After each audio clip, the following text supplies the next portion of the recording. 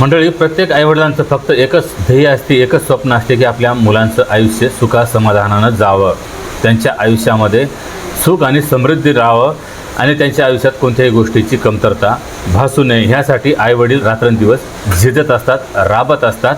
पण या जगात असेही काही आईवडील आहेत की जे फक्त आपल्या स्वतःसाठी जगत असतात, फक्त आपल्या स्वतःच्या सुखाची स्वप्न पाहत असतात.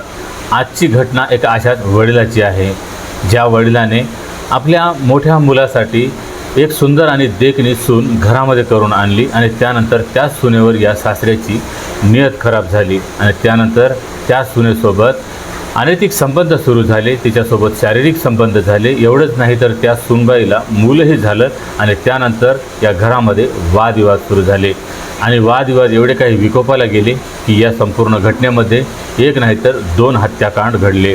काय आहे ही संपूर्ण घटना हेच आपण या व्हिडिओमध्ये सविस्तर पद्धतीने जाणून घेऊया. त्यासाठी हा व्हिडिओ शेवटपर्यंत नक्की बघा. राम राम मंडळी, स्वागत आहे तुम्हा सर्वांचं पुन्हा एकदा आपल्या मराठी यूट्यूब चॅनलमध्ये. मंडळी, घटना आहे उत्तर प्रदेश राज्याचा एक जिल्हा आहे बुलंदशहर आणि बुलंदशहर जिल्ह्याचंच एक पोलीस स्टेशन आहे खुर्जी. आणि या खुर्जी पोलीस स्टेशन अंतर्गत एक गाव आहे कलंदरगडी आणि या कलंदरगडी गावामध्ये एक कुटुंब राहत होतं, ज्या कुटुंबामध्ये 55 वर्षीय रियाज, याची पत्नी आणि 3 मुलं. मोठा मुलगा मोबिन, दुसऱ्या नंबरचा मुलगा रिहान आणि तिसऱ्या नंबरची एक 16 वर्षाची मुलगी.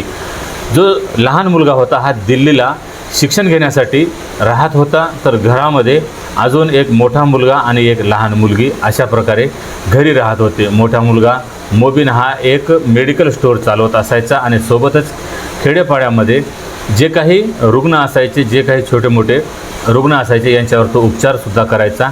एका प्रकारे तो डॉक्टरसुद्धा होता, पण त्याच्याकडे डॉक्टरचं लायसन्स नव्हतं. त्याच्यामधूनच तो थोडीफार काहीतरी मिळकत मिळवत असायचा, काहीतरी पैसे कमवत असायचा. ह्याच कारणामुळे आता त्याचं वय झालेलं होतं. त्यासाठी त्याच्या आईवडिलांनी त्याचं लग्न करायचं ठरवलं आणि त्यानंतर यांच्याच गावापासून काही अंतरावर एक मुलगी देखील त्यांना पसंत पडली. मुलीचं नाव सना होतं आणि 14 फेब्रुवारी 2025च्या दिवशी सनासोबत या मोबिनचं लग्न धूमधडाक्यात आणि आनंदात पार पडलं. त्यानंतर सना आपल्या सासरी राहायला आली आणि सासरी राहायला आल्याच्यानंतर या कुटुंबामध्ये आणखी आनंदामध्ये भर पडला आणि याचा जी सना होती आणि तिचा नवरा या दोघांचंही वैवाहिक आयुष्य आता सुख समाधानानं, आनंदानं, गुणागोविंदानं चाललेलं होतं. ह्यामध्ये 24 मे 2026च्या दिवशी हे मोबिन जो होता घरामध्ये याच्या वडिलांची एक लायसन्सची पिस्तूल होती, लायसन्सची रिव्हॉल्वर होती आणि ते रिव्हॉल्वर मोबिननं आपल्या हातात घेतली आणि तेच रिव्हॉल्वर आपला वडील रियाज याच्या डोक्यावर ताणली आणि गोळी झाडली. दुसरी गोळी त्यानं आपल्या पत्नीच्या छातीत झाडली. ह्यामध्येच रियाजचा जागीच मृत्यू झाला, तर जी त्याची पत्नी होती सना, तिच्यामध्ये अजून काही प्राण शिल्लक असल्यामुळं कुटुंबातील काही लोक आणि शेजारपाजारच्या लोकांनी त्या महिलेला, सनाला लगेच हॉस्पिटलला पोहोचवलं, पण उपचारादरम्यान तिचाही मृत्यू झाला.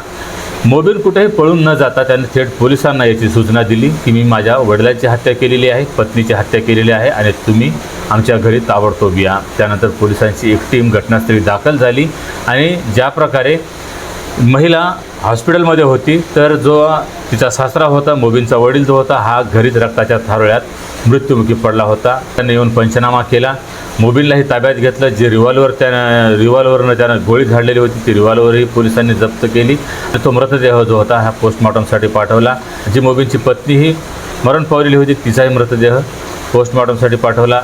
दोघांवरही अंत्यसंस्कार करण्यात आला आणि त्यानंतर मग आता पोलिसांनी विचारपूस करायला सुरुवात केली की नेमकी या दोघांची हत्या करण्यामागचं काय कारण आहे. जेव्हा कुटुंबियांना विचारपूस केली जात होती, सणाचीही माहेरची मंडळी सर्व काही तिथं हजर होती आणि मोबिनची आई होती, आईशीही पोलिसांनी विचारपूस केली की तुमच्या मुलाने तुमच्या नवऱ्याची हत्या का केलेली आहे, वडिलाची हत्या का केली आणि त्याच्या पत्नीचीसुद्धा त्याने हत्या का केली. त्याच्यावर मोबिनच्या आईनं सांगितलं की माझ्या नवऱ्याचे माझ्या सुनबाईसोबत अनैतिक संबंध होते, दोघांमध्ये शारीरिक संबंध होते. त्यामध्येच सनाचे आईवडील तिथं हजर असताना ते म्हणत होते की माझ्या जावयाने फक्त या दोघांवर संशय घेऊन त्यांची हत्या केलेली आहे, त्या दोघांमध्ये अनैतिक संबंध नव्हते, फक्त जावयाच्या डोक्यामध्ये संशय होता. अशा प्रकारे दोघांचेही बयान पोलिसांनी लिहून घेतले आणि जेव्हा पोलीस स्टेशनला गेल्याच्यानंतर मोबिनला ज्यावेळेस पोलिसांनी विचारपूस केली त्यावेळेस मोबिननं पोलिसांना सांगितले की मागील वर्षी म्हणजेच 14 फेब्रुवारी 2025च्या दिवशी सणासोबत त्याचं लग्न झालं. सणा पत्नी म्हणून त्याच्या घरी आलेली होती. पत्नी दिसायला सुंदर होती आणि दोघेही एकमेकांना पसंत केलेलं होतं. त्यासाठी दोघेही एकमेकांसोबत खूप खुश होते. दोघांचंही वैवाहिक आयुष्य हे खूपच सुखासमाधानात आनंदात चाललेलं होतं.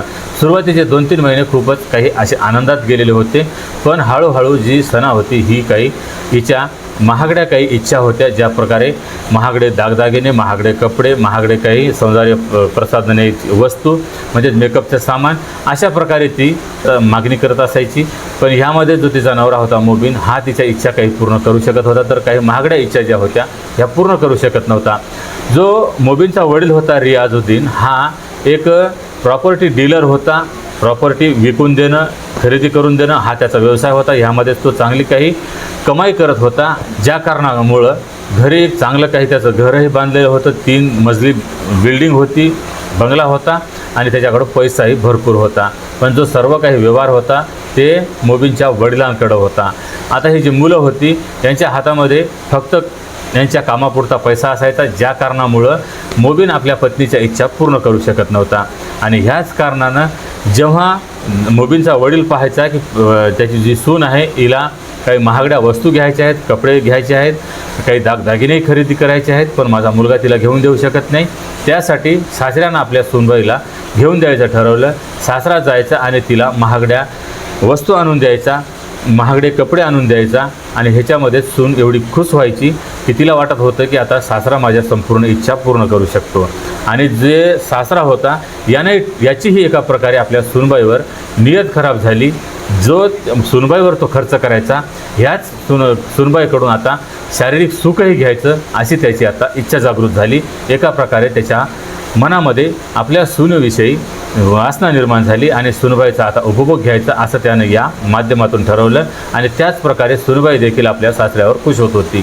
जर सासऱ्याला खुश केलं तर सासऱ्याकडून म्हणेल ते ती मिळवत होती आणि सासरा देखील आपल्या सूनबाईनं जर त्याला शारीरिक सुख दिलं तर तोही आपल्या सूनबाईवर वाटेल तेवढे पैसे खर्च करायला तयार होता. ह्यामध्येच कोणताही सासरा आपल्या सुनेला जरी वस्तू काही आणून देत असेल हे त्याचं कर्तव्य असते, कारण तो घरचा करता धरता पुरुष असतो, मुख्य व्यक्ती असतो, कुटुंब प्रमुख असतो. ह्यासाठी आपल्या सुनेला, आपल्या मुलांना, आपल्या मुलींना तो जे काही वस्तू आणून देत असतो हे त्याचं कर्तव्य असते आणि मुलीप्रमाणे त्यांना आणून द्यायलाही हवं असते. पण ह्या सासऱ्याच्या मनामध्ये मात्र याच्या मोबदल्यामध्ये त्याच्या शारीरिक इच्छा त्याला पूर्ण करून घ्यायच्या होत्या. आणि जे सूनबाईनेही ओळखलेलं होतं त्यासाठी या दोघांमध्ये शारीरिक संबंधही चालत होते. सणा जी होती नवऱ्याला कमी वेळ द्यायची, पण ती सासऱ्याला जास्त वेळ देत असायची. सासऱ्याला ज्या प्रकारे ती हसत खेळत बोलायची त्या प्रकारे ती नवऱ्याला बोलत नव्हती. ह्याच कारणामुळं नवऱ्याला संशय यायचा. मोबिनला वाटायचं की माझ्या वडिलाचेच माझ्या पत्नीसोबत अनैतिक संबंध आहेत. हा फक्त संशय होता, पण खरं म्हणजे या दोघांमध्ये अनैतिक संबंध सुरू झालेलेच होते. आणि ह्याच कारणामुळं हा आपल्या पत्नीशी वादविवाद करायचा.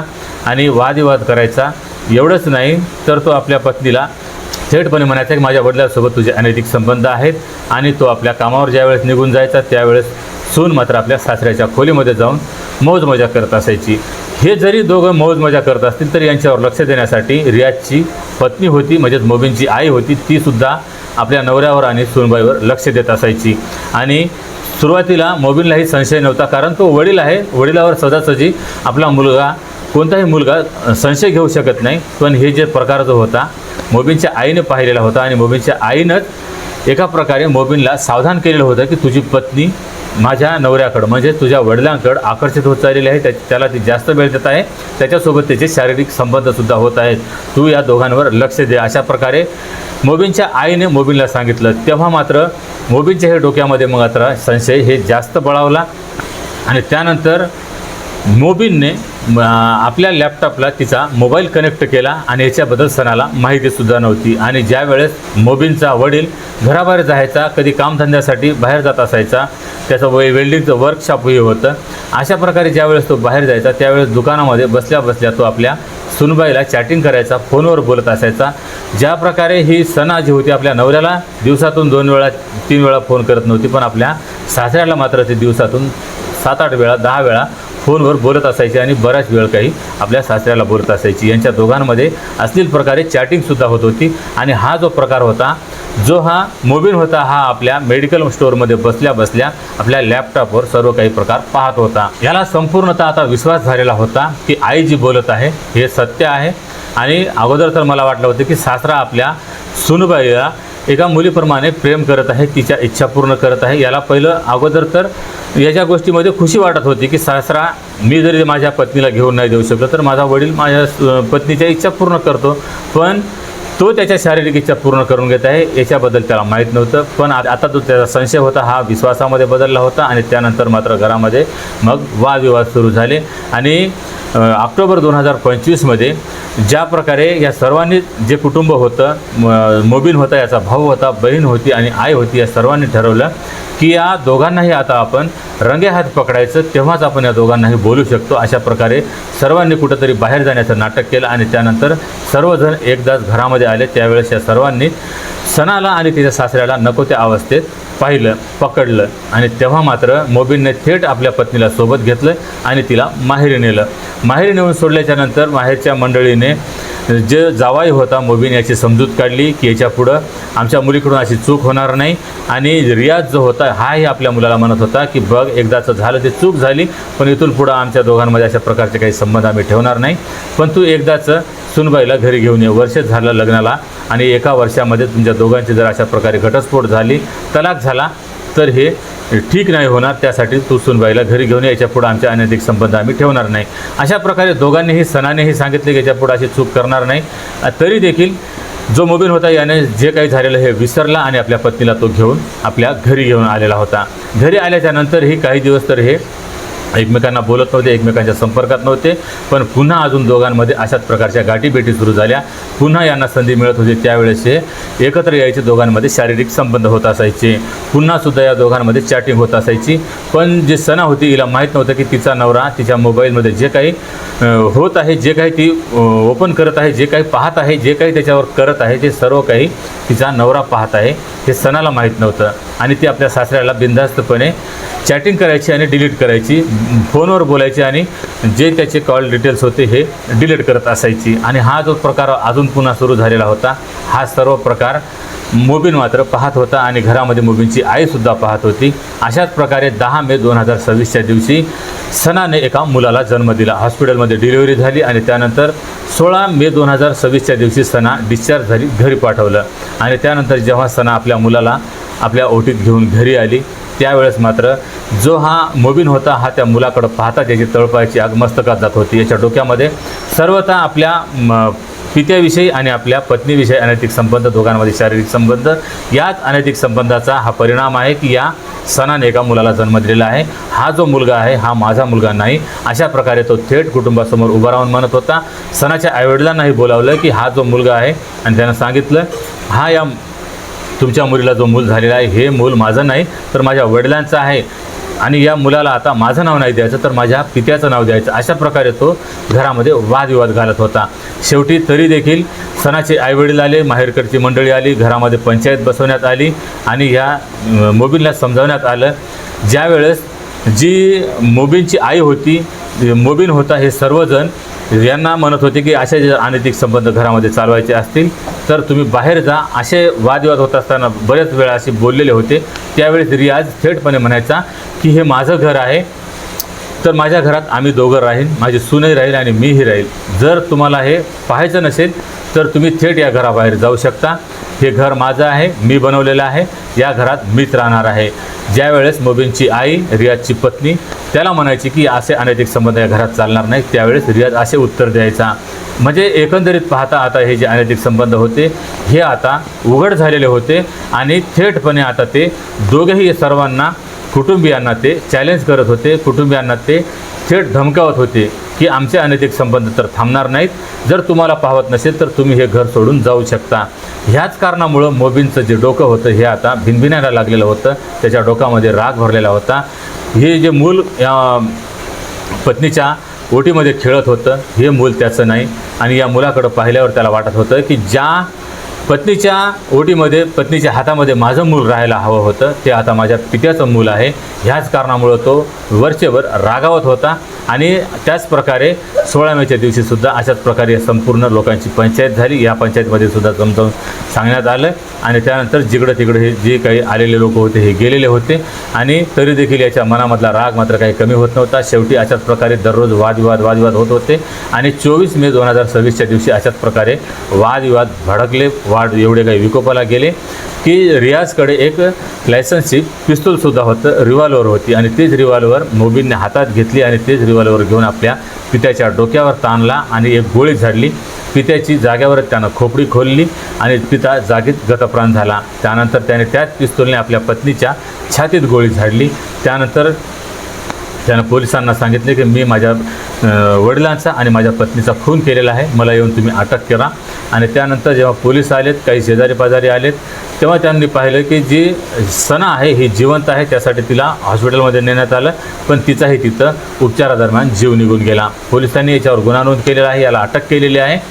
तर मंडळी, ही संपूर्ण घटना तुम्हाला ऐकवण्यामागचा उद्देश कोणाच्याही भावना दुखावणे, कोणालाही बदनाम करणे हा नसून फक्त अशा घटनांपासून तुम्हाला सतर्क करणे, सावध करणे हाच आहे की समाजामध्ये कशा कशा प्रकारचे लोक राहत असतात की ज्या आपल्या मुलाच्या आयुष्यामध्ये आपण सुख शोधत असतो, त्याचं सुख पाहावं अशी सर्व आईवडिलांना इच्छा असते. पण काही आईवडील असेही स्वार्थी असतात की त्यांना फक्त आपलं सुख पाहायचं असते, आपल्या सुखासाठीच ते आपल्या मुलाच्याही हसत्या खेळत्या कुटुंबामध्ये आग लावायलाही मागं पुढं पाहत नाहीत. तर मंडळी, या संपूर्ण घटनेबद्दल तुमच्या प्रतिक्रिया कमेंटमध्ये अवश्य कळवा. आणि जर हा व्हिडिओ ही माहिती आवडली असेल तर व्हिडिओला लाईक आणि चॅनलला सबस्क्राईब करायला विसरू नका. तर भेटूया पुन्हा एका अशाच नवीन व्हिडिओमध्ये. तेव्हा सतर्क राहा, सावध राहा, सुरक्षित राहा. जय हिंद, जय महाराष्ट्र.